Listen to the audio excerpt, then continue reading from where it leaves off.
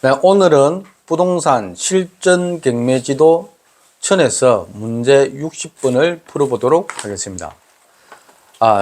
부동산 경매 물건으로 나온 아파트에 관한 특수한 권리분석으로 틀린 것은 보기 1번 아파트 소유자 갑은 자금 사정이 여의치 않아 2024년 1월 15일에 매도 계약과 임대차 계약을 동시에 진행하고 그 아파트에서 살고 있는데 이 아파트에 경매가 들어갈 경우 갑의 대항력은 2024년 1월 16일 0시에 발생하게 된다.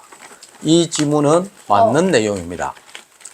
자, 이걸 자세히 살펴보면은 갑은 아파트 소유자로 있다가 2024년 1월 15일에 매도 계약과 동시에 임대차 계약을 하게 됩니다. 쉽게 말해서 주인에서 임차인으로 변경되는 겁니다. 그래서 그 아파트에 계속 살고 있게 되는데 그 아파트가 경매가 들어갈 경우에 그러면 이 임차인으로 변경된 갑의 대항력은 언제 발생하느냐? 그러면 임차인으로 변경된 1월 15일 그 다음 날 16일 0시에 이제 대항력이 발생하게 됩니다. 그래서 민법상에서 점유 개정이라 하는 내용입니다. 보기 2번을 보면은 아파트 임차인 갑은 사업을 하다가 부도가 나는 바람에 아내 을과 이혼을 하게 되었습니다. 아내 을은 다른 집을 계약하지 않고 그 아파트를 임차여 계속 거주해 오고 있는데 그 아파트가 경매가 들어가게 되었습니다. 이 경우에 을은 이혼의 효력이 발생한 다음 날에 비로소 임차인으로 대항력을 취득하게 된다. 이 지문도 맞는 내용입니다. 여기서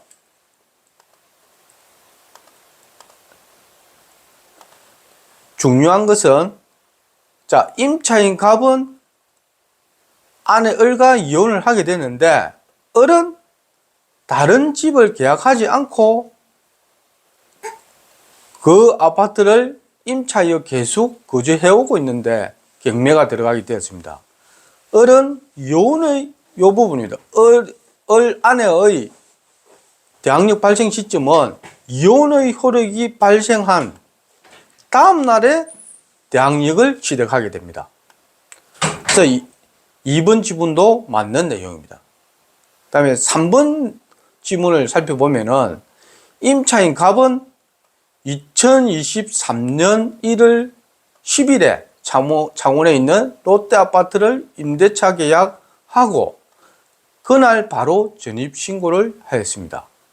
그런데 이 아파트가 경매가 들어가게 되었는데 입찰자 병은 임차인 갑과 아내 을의 임대차 계약을 인정하고 2023년 1월 11일에 아내 을의 대항력이 발생한다고 권리분석했습니다. 이 내용은 3번 지문은 틀린 내용입니다. 임차인 갑과 을이 부부로 있다가 이혼을 하면은 만약에 2023년 1월 10일에 이렇게 10일에 창원의 롯데아파트에 임대차 계약을 하고 그 다음날 그날 바로 전입신고를 하였으면은 요 2023년 1월 11일에 아내 을의 대항력이 발생하는 게 맞습니다. 그런데 여기서 중요한 것은 아내 임차인 갑과 을이 이혼을 하지 않은 상태에서 갑과 아내 을이 임대차를 인정하고 2023년 1월 10일에 아내 을의 대항력이 발생한다고 권리 분석한 것은 잘못입니다. 갑과 아내 을은 이혼을 하지 않은 상태이기 때문에 부부관계에서는 임대차 효력이 발생하지 않습니다.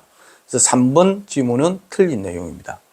그리고 4번 지문을 찾아보면은 아파트 소유자 갑과 을은 부부관계로 있다가 2023년 8월 10일에 이혼을 하게 되었습니다. 3번 지문과 다른 것은 3번 지문 같은 경우는 이혼을 하지 않은 상태였고 4번 지문은 이혼을 하게 되었습니다. 그러면 이혼을 하고 2023년 10월 12일에 갑은 을과 임대차 계약을 하고 보증금 1억을 갑에게 지급하게 됐습니다. 이 아파트에 2023년 12월 12일에 신한은행으로부터 건재당이 설정되어 있었고 그 이후에 아파트의 경매가 진행되더라도 을에게는 대항력이 인정된다는 지문은 맞는 내용입니다. 여기서 포인트가 되는 것이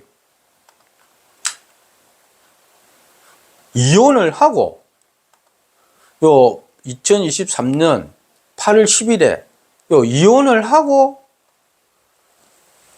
각각 을은 임대차 계약을 하게 됐다는 겁니다.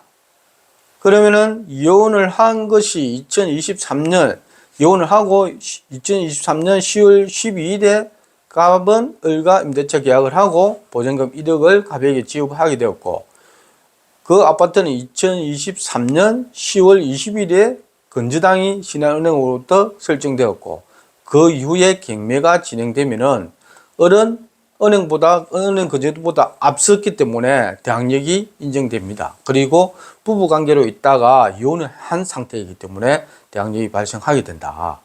맞는 지분입니다. 그리고 5번 지분은 임차인 갑이 2021년 10월 10일에 전입한 아파트에 2022년 5월 신한은행으로부터 1억 원의 건재당이 설정되었습니다. 그런데 임차인 갑은 다른 주택으로 이사를 가면서 임대차 계약을 해지를 하지 않고 다른 임차인 을과 또 2023년 10월 11일에 3억 원의 임대차 계약을 체결하게 됩니다. 그 이후에 아파트 소유자 병의 자금 사정으로 2024년 1월에 그 아파트가 경매가 들어가게 됩니다.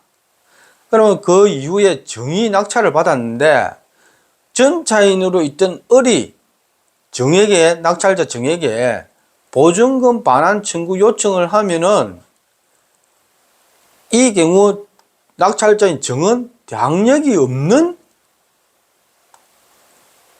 전차인 을의 보증금을 반환하지 않아도 된다는 내용은 틀린 내용입니다. 낙찰자 정은 대항력이 없는 전차인의 보증금을 반환하지 않는 것이 아니라 대항력은 여기 원래의 임차인 갑이 2021년 10월 15일에 전입한 날짜에 대항력이 발생했고 그 다음에 이 갑이 이사를 가면서 임대차 계약을 해지를 하지 않고 을에게 임대차 계약을 하였기 때문에 대항력은 이 갑의 2021년 10월 10일에 전입했기 때문에 10월 11일에 대항력이 발생한 그 날짜에 대항력이 발생하기 때문에 이 2022년 5월 신한은행 건재당보다 앞서기 때문에 요 전차인의 대항력을 인정하는 것이 아니라 임차인의 대항력을 인정하기 때문에 요 낙찰자 정은 요 대항력 없는 전차인 을의 보증을 반환하지 않는 것이 아니라 정은 대항력이 있는 을의 보증금을 반환하여야 한다는 것이 판례의 입장입니다. 오늘은 부동산 실전 경매지도 1000에서 문제 60분을 풀어보았습니다. 이상입니다.